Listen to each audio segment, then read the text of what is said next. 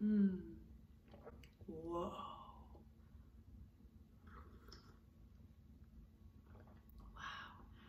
I had a small cup of coffee this morning, and then as I poured the small cup of coffee, I poured Earl Grey tea to try to convince myself, that's my cat trying to get in, to try to convince myself to switch to tea. It's actually really delectable. Earl Grey tea, oh my gosh, I'm gonna keep that near.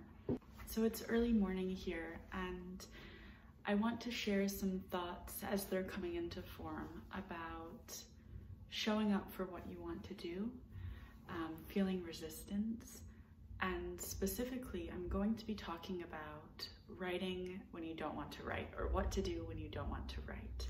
And just hold up a minute if you're not someone who journals or writes at all.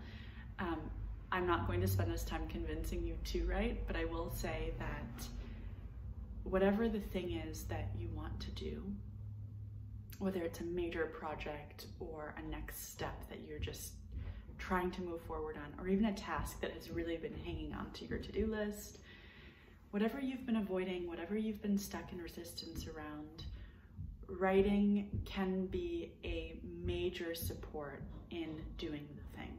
That's one of the reasons why I write, is that I have found again and again that writing helps us to do the thing, whatever it is. When you don't want to write, sometimes what might be happening is that a part of you needs to write something. You need to record something. You need to come to terms with it, literally getting it into words. You need to get it on the page. A part of you needs that. And then another part really doesn't want to. Like, what do you call it? Heels in the dirt, doesn't want to. And when, I'll use this for my own example for last night, I wanted to give words to, give voice to what I was seeing, what I was feeling in terms of witnessing immense tragedy. And the part of myself that did not want to write, didn't want to, because it felt too overwhelming to open to that emotion.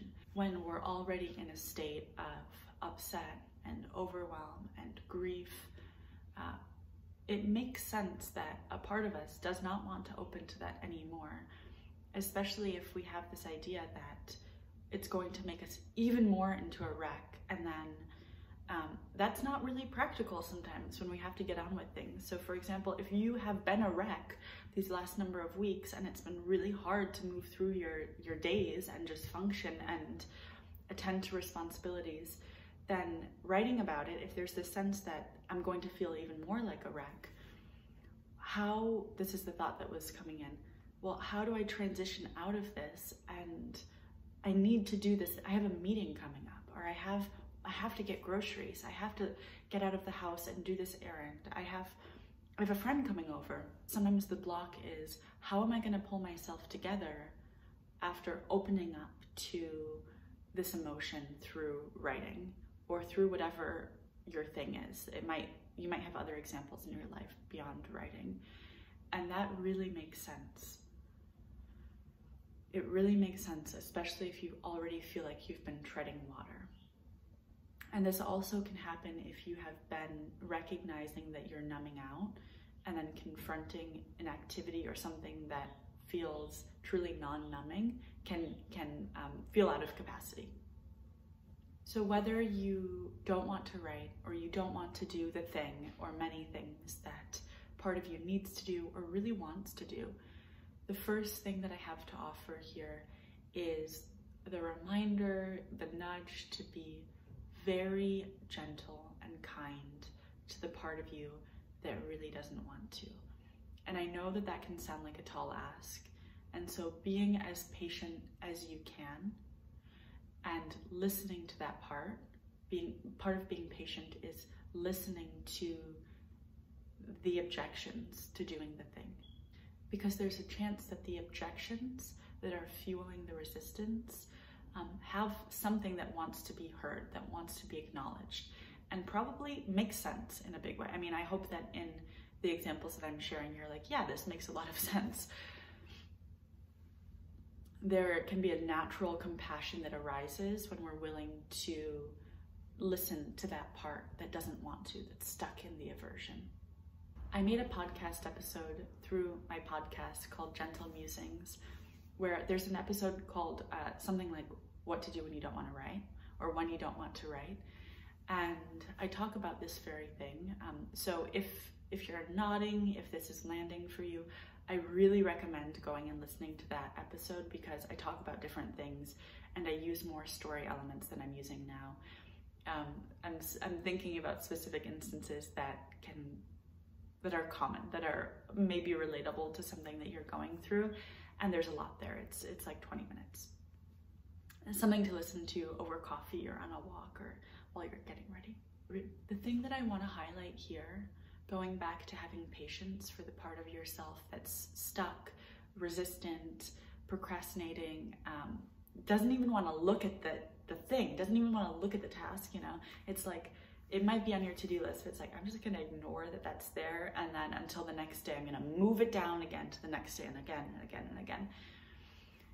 What I want to highlight is that if you're stuck in resistance, or I should say when you're stuck in resistance, it doesn't mean that anything's wrong with you. And I know that this can seem obvious, but I really want to highlight that it does not mean that you are lacking or inadequate or bad or wrong in any way.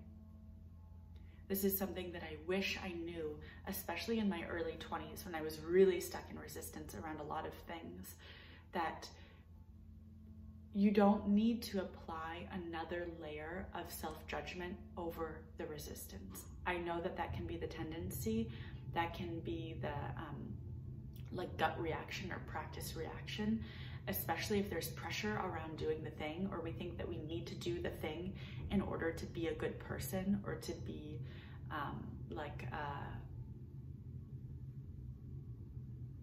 a functioning person. Like, if I don't do this, well, then I'm really a piece of shit, you know, this kind of logic. Or if I don't do this, then I'm really a mess, or I'm just failing at life. These types of thoughts that can get swelled when resistance is strong. So I want to highlight here that when resistance is present, it's human, and there's nothing bad, wrong, inadequate, lacking with you. And that you don't need to put yourself down for feeling stuck. You don't need to put yourself down for feeling stuck. Notice if this is true for you. I would love to hear from you below if it is. When I'm avoiding a task, when I'm stuck in avoidance, not only do I not want to look at the thing, I don't want to look or acknowledge the task, the looming project, task, step, conversation. I don't want to look at it, but there's also a resistance to engaging with the resistance, a resistance to engaging with the avoidance. So there's aversion to this, and then there's an aversion to the aversion. Something to try out today, this week, this hour, this minute, whatever. Whenever you are stuck, or next time you're stuck or in resistance, instead of trying to force yourself or push yourself or convince yourself, or even fool yourself into doing the thing, instead, even for 1 minute, try engaging with the resistance itself from a place of curiosity. If you're wondering how to do that, that's where the curiosity starts. It usually starts in asking some kind of question, or being willing, if even just a little bit, to acknowledge like, ooh, I'm feeling really resistant to this. I can see that now. I can see that I'm feeling this. Instead of just trying to convince or force myself to move forward, I can see that. And then opening to curiosity of, what are your thoughts doing? What's it feel like in your body? And any kind of questions in that realm, instead of jumping or pushing yourself into action. The thing to see for yourself is that just an ounce of kind curiosity goes a really long way.